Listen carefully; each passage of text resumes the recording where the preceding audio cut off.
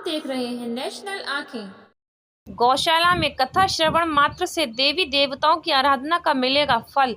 स्वामी पूर्णानंद पुरी जी महाराज परमहंस दयाल जी सेवा समिति के तत्वाधान में 4 जून से होने वाली श्रीमद् भागवत कथा के उपलक्ष्य में शहर के जीटी रोड स्थित फॉर्च्यून होटल में दोपहर 2 बजे पत्रकार वार्ता का आयोजन किया गया, जिसमें वैदिक ज्योतिष संस्थान के प्रमुख स्वामी श्री पूर्णानंद पुरी जी महाराज ने अध्यक्षता करते हुए कहा कि किसी भी शुभ कार्य से पूर्व हरिनाम स्मरण करते हुए कलश यात्रा निकालना अत्यंत आवश्यक माना जाता है।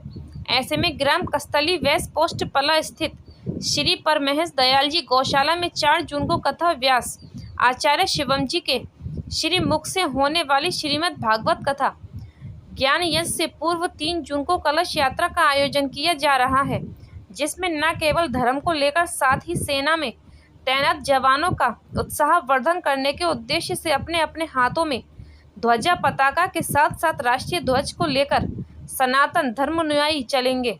अलीगढ़ से शशि गुप्ता की रिपोर्ट। देखते रहिए नेशनल आंखें। अपनी गौशाला पे गाँव कस्तली बला में 4 तारीख से भागवत कथा का प्रारंभ है, जिसकी कलश यात्रा का 3 तारीख को रहेगी। उसके उपलक्ष्य में जानकारी आप लोगों के साथ साझा करने के लिए आज की प्रेस वार्ता है। ये कार्यक्रम स्टार्टिंग उसकी 3 तारीख से हो जाएगी। 3 तारीख को शाम को 4 बजे से कलश यात्रा रहेगी। बाकी 4 से 10 भागवत कथा, 11 की हवना प्रसादी रहेगी। रक्षते रक्षता, धर्म की रक्षा हम करेंगे तो धर्म हमारी रक्षा करता है। तो धर्म कैसे व्यापक हो, धर्म का प्रचार प्रसार कैसे हो, इसी उद्देश्य को लेकर के हमारे हरिओम जी ने एक पहल की है कि शहर में तो कथाएं यज्ञ हवन बहुत होते हैं, किंतु ग्रामीण क्षेत्र में कम से कम लोग पहुंच पाते हैं और धर्म का प्रचार गांव के ग्रामीण क्षेत्रों में कम हो पाता है। तो इसी उद्देश्य को लेकर के कस्तरी पला अनुसर रोड पर जो गांव है, उस गांव में गौशाला है और गौशाला के अंदर कथा का आयोजन किया जा रहा है। ये कथा गौशाला में इसलिए की जाती है क्योंकि हम लोग कोई भी कार्य अपने घर में करते हैं उसका 10 गुना पुण्य प्राप्त होता है। यदि उसी कार्य को हम तीर्थ क्षेत्र में करते हैं तो उसका 100 गुना फल प्राप्त होता है। यदि उसी किसी भी धर्म कार्य को यदि हम गौशाला के अंदर करते हैं तो अनंत गुना फल प्राप्त होता है। तो अनंत गुना फल प्राप्त हो, राष्ट्र समृद्धशाली हो, हम सब लोग धार्मिक बने, इसी उद्देश्य को लेकर के हमारे अंतर्राष्ट्रीय कथा वक्ता श्री शिवम जी व्यास के माध्यम से वो कथा का आयोजन किया जाएगा। ये कथा का आयोजन होने से पहले एक जन जागृति के लिए, भगवान सारे देवताओं को प्रसन्न करने के लिए, पितरों की कृपा प्राप्त करने के लिए एक हरिनाम संकीर्तन के साथ शोभा यात्रा निकाली जाएगी, जिसमें कि हम लोग राष्ट्र को समृद्ध करने के लिए तिरंगा के साथ कलश यात्रा को निकालेंगे। साथ में हमारे तिरंगा भी होगा, तिरंगा के साथ में कलश यात्रा होगी, जो कि हम धार्मिक, आध्यात्मिक और राष्ट्रीयवादता के साथ में इस कार्यक्रम को शुभारंभ करेंगे। इससे शिवम जी व्यास के द्वारा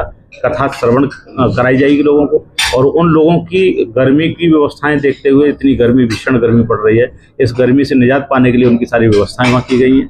अच्छा पांडाल लगाया गया है, उसी पांडाल में बैठ करके शिवम जी महाराज के द्वारा कथा सब लोगों को कराई जाएगी।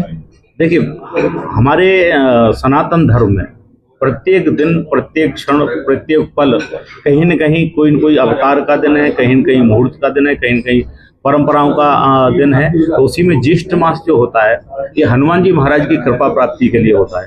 ये ज्येष्ठ का महीना हनुमान और राम के मिलन का महीना कहा जाता है, और इस ज्येष्ठ मास में भगवान विष्णु की प्रीत्यर्थ ये महीना कहा गया है कि भगवान विष्णु के निमित्त ज्येष्ठ का महीना होता है, और श्रीमद् भागवत कथा भी भगवान विष्णु के निमित्त होती है।